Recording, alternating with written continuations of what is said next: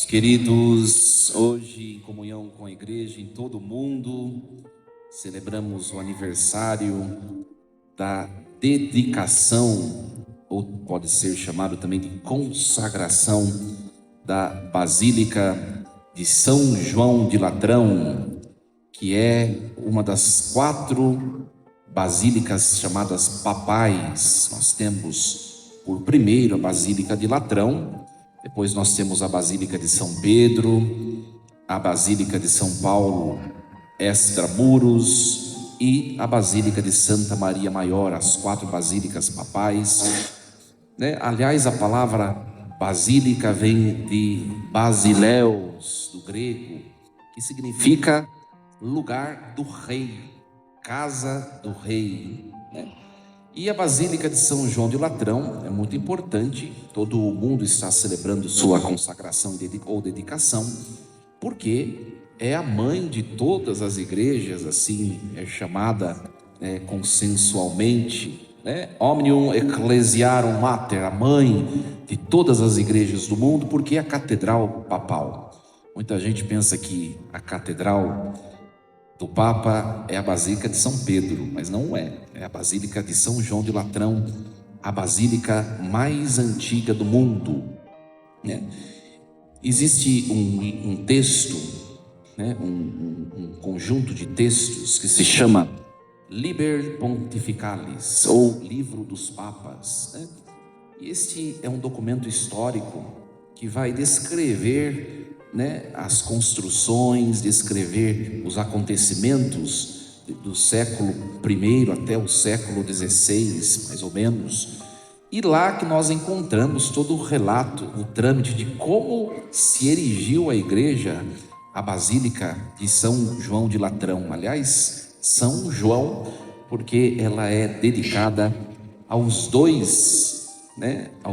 as duas personagens bíblicas, a São João Batista e a São João Evangelista e Apóstolo. Então, nesse documento, Liber Pontificalis, conta-se que Constantino, quando proclamou o chamado Edito de Milão, no ano 313, por este documento, Constantino, imperador romano, declara a religião cristã, a religião oficial do Império Romano. Ele imediatamente presenteou a igreja com diversos templos, dentre eles essa que nós chamamos a igreja ou a Basílica de São João de Latrão. A palavra latrão vem do proprietário daquele lugar, Os proprietários eram de uma família que se chamava Laterani, então o nome permaneceu, Ali nesta basílica funcionava, antes de ser dedicada para o templo, para o culto sagrado, funcionava as atividades imperiais, E Constantino entrega ao Papa, e no dia 9 de novembro de 324, o Papa Silvestre I, uma grande celebração, consagra aquela igreja, e comemorando a liberdade religiosa, ele dedica a João Apóstolo e João Batista, e ali se instala a cátedra, ou seja, a cadeira de onde o Papa governa a igreja de Roma e de onde ele é sinal de unidade para todas as igrejas do mundo. Então, é muito importante essa celebração para nós, porque nós celebramos a festa da unidade, da comunhão com o Sumo Pontífice. Muito bonito. Depois nós vamos percebendo que aquela igreja, aquela basílica, ela fora reformada pelo Papa Silvestre, colocado elementos cristãos, E nós vamos vendo ao longo da história que muitas igrejas, a partir e depois desta, serão erigidas em cada época, o seu estilo que lhe é próprio. Nós temos o estilo paleocristão, o estilo bizantino, depois românico, o gótico, o renascentista, o barroco, o rococó, o neoclássico. Nós vemos que ao longo de toda a história, templos são erigidos para quê? para ser sinal da presença de Deus numa sociedade muitas vezes barulhenta. Então, quando nós entramos num templo de pedras como este, nós precisamos nos conectar com algo que está além de nós, com o transcendente. E desde o início, desde a Basílica de Ladrão, em todos os templos que viriam depois, o objetivo era somente este: sairmos da imanência da nossa humanidade para entrar na vida de Deus. É esse o objetivo de estar num lugar dedicado ao Deus, consagrado, num lugar sagrado, né?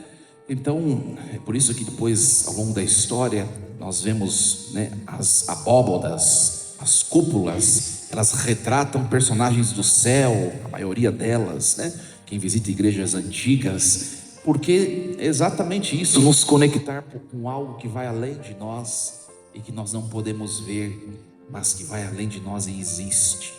Muito, muito bonito, né?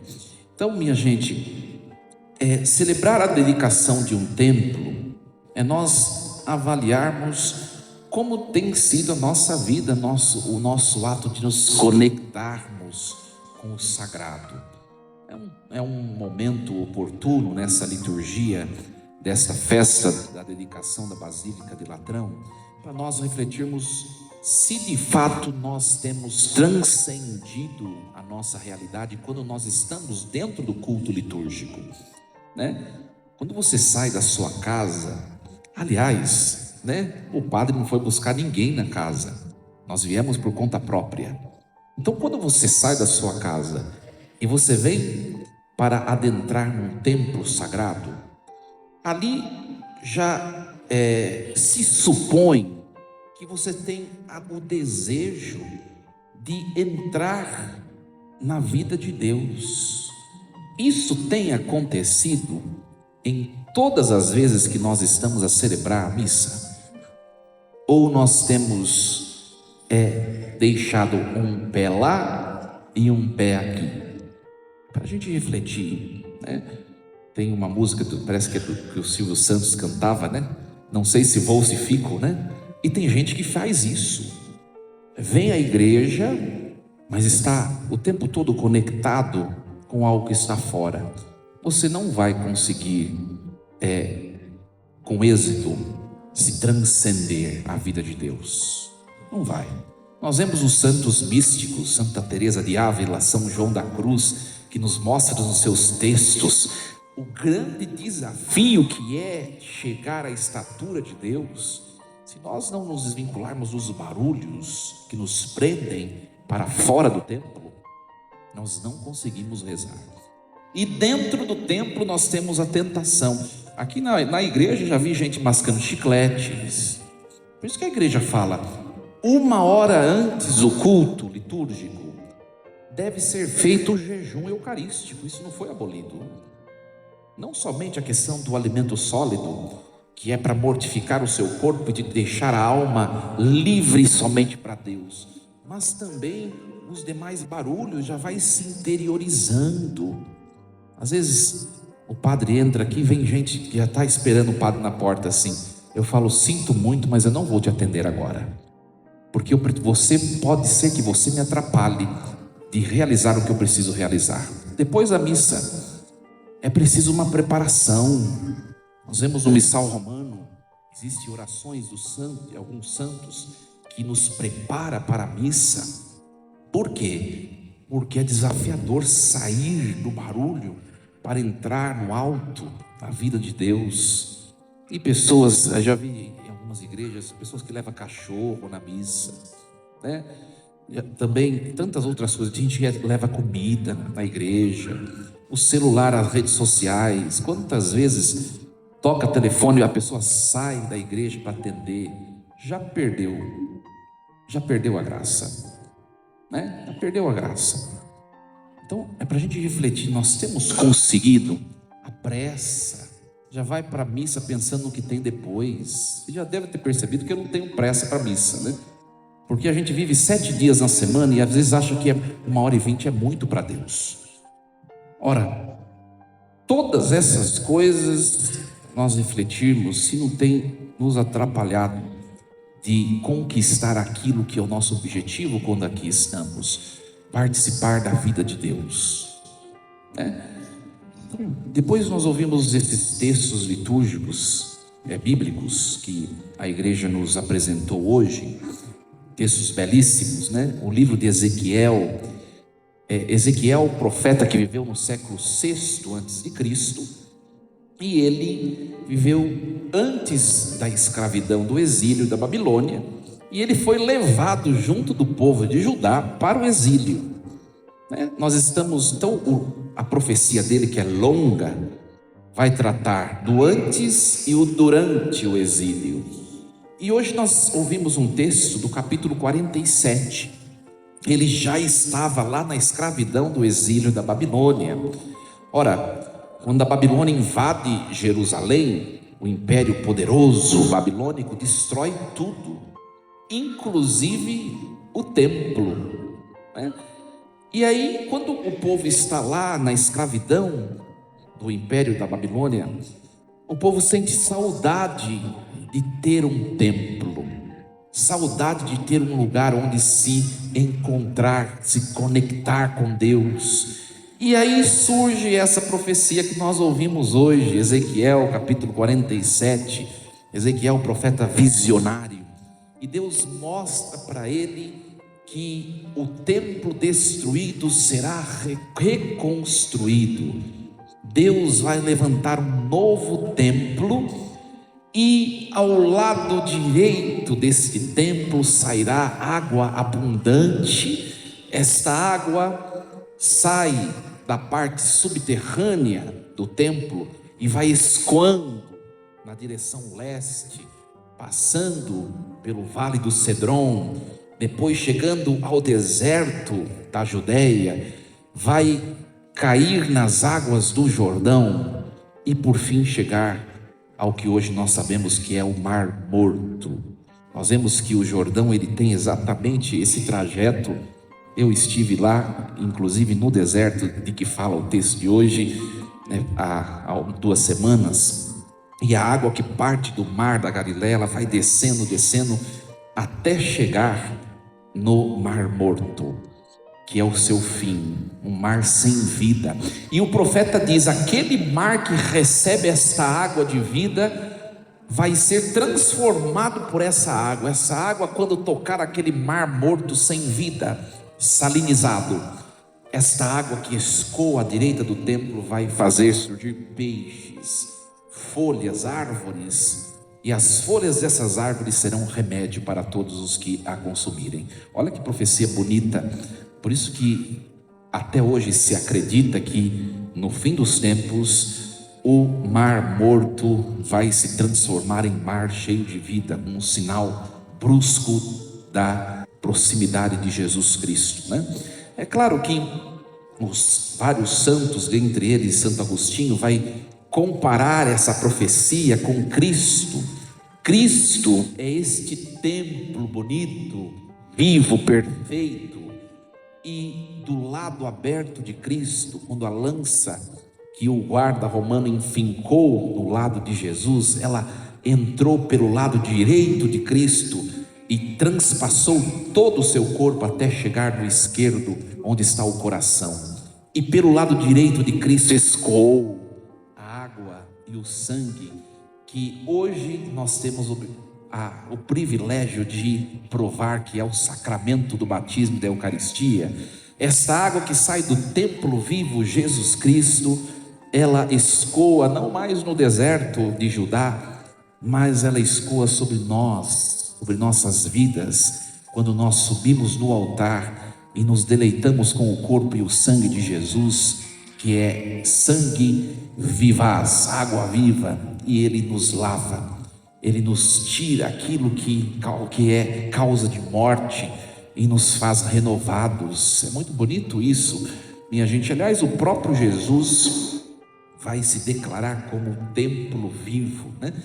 Eles estão falando do templo de Jerusalém, que Herodes o Grande construiu, né? E Jesus diz: destruí esse templo e em 3 dias eu o reconstruirei. E eles estão pensando que Jesus está falando daquele templo suntuoso que demorou meio século para ser erguido, e Jesus diz: não, é o templo do meu corpo. Jesus é um templo perfeito, onde habita o Pai e o Espírito Santo. E quando nós somos batizados, minha gente, nós nos retomamos a imagem, a semelhança de Jesus Cristo, e nós nos tornamos também templos. Então, nós podemos dizer: o que esta igreja representa é o que eu sou e você é, habitação de Deus. E aí, uma segunda reflexão para nós: nós temos honrado esta dignidade de sermos santuários onde Deus repousa a nossa alma. Você tem cuidado do seu templo? Hoje nós estamos rezando as laudes, né? E esqueci o nome do santo da leitura, e ele diz assim: quando você entra numa igreja, você quer tudo limpo, bonito, arrumado, mas o seu coração está de acordo com o mesmo desejo que você tem em relação ao templo físico? Eu achei muito bonita a oração desse santo. 2 perguntas: você tem cuidado da materialidade do seu corpo? Porque o seu corpo não te pertence, ele é santuário de Deus. Tem cuidado da saúde biológica, fisiológica? Porque não é somente uma necessidade ou um direito, é um dever. Uma vez lá na paróquia, na minha ex-paróquia, se aproximou uma mulher que estava reclamando porque tinha de tomar muitos remédios, né? Talvez seja a realidade de alguns aqui, vai lá saber, né? Ora, tudo na vida depende do jeito como você encara. Ora, ou você encara aquilo como um peso e uma pena, ou você encara aquilo como uma graça, porque se não tivesse o remédio você já teria desfalecido. Depende do jeito como você encara, né? Tem cuidado do seu corpo, né? Da sua saúde fisiológica? Ou você tem sido sedentário, né? Procrastinado muitas coisas? Olha, é o momento de nós refletirmos o cuidado do templo, corpo. Tem cuidado da sua saúde psíquica, né? E aí nós vamos dando desculpas. Mas é que eu preciso cuidar do neto, eu preciso fazer não sei o que, preciso fazer. Se você adoecer, você não vai cuidar de ninguém. Pelo contrário, vai ter de ser cuidado. Quem cuida precisa cuidar primeiro de si. Tem feito isso de maneira primorosa.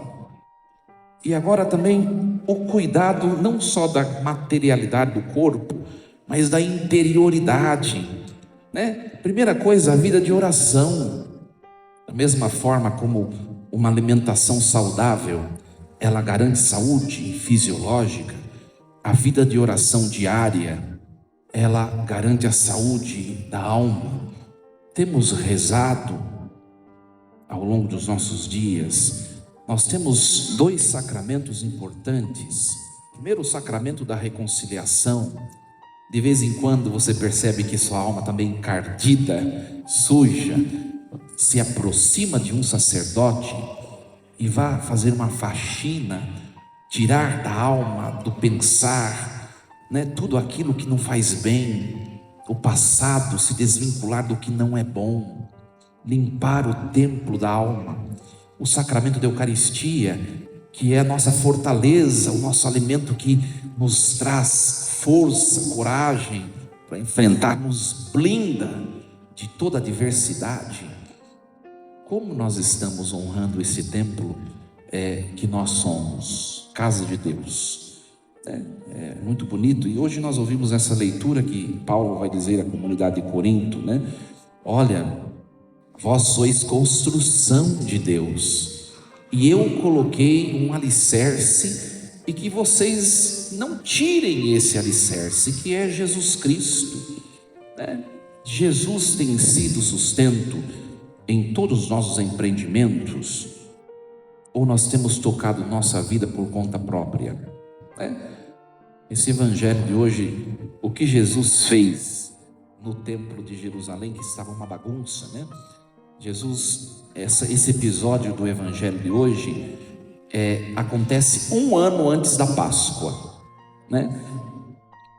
O Jesus e sua família, todos os judeus, na época da Páscoa, eles vão até Jerusalém, né? Aliás, Jesus morava muito longe. Eu estive lá, a distância de Nazaré até Jerusalém, não sei como que eles conseguiam andar naquele tempo tanto assim, né? E não dá para levar de Nazaré até Jerusalém uma vaca nas costas para oferecer em sacrifício. Então as pessoas iam e compravam os animais para oferecerem sacrifícios lá no limiar do templo. Por isso, o templo de Jerusalém tinha vários compartimentos. Existia um chamado átrio dos pagãos, onde estavam os cambistas, onde estavam os vendedores de bois, de ovelhas, de pombos, né? Para entrar no templo tinha de se purificar. E se você for comprar alguma coisa para ofertar, você tem que trocar a moeda antes de comprar, né?